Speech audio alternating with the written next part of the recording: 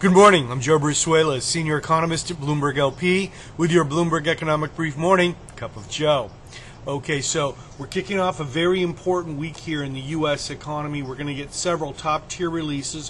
Foremost among them are going to be the Wednesday FOMC meeting and Friday's first look at the Q1 2012 GDP. So, on Wednesday, we're going to see the FOMC monetary policy communique. I don't expect to see much out of the policy communique.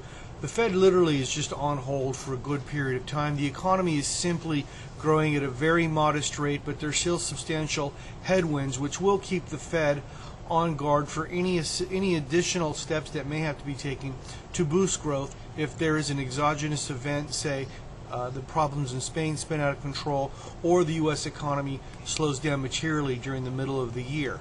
Now,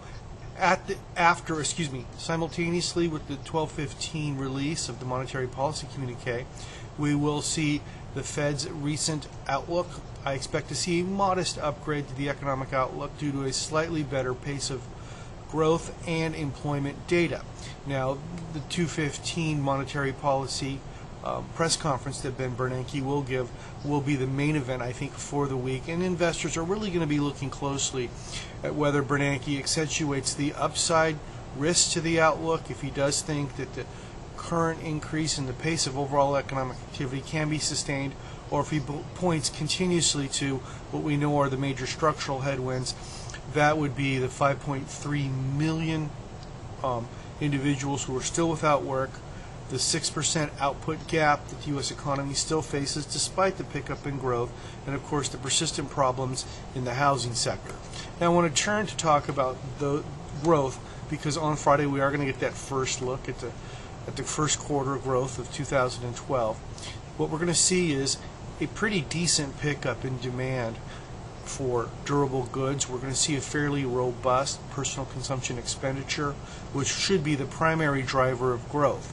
Now, what are going to be the swing factors in whether we see a growth rate above the 2.5% Bloomberg consensus is going to be whether that trade data is estimated to be as robust as it was in February, and the swing in inventories, which, based on the last couple data points, does look a little bit better.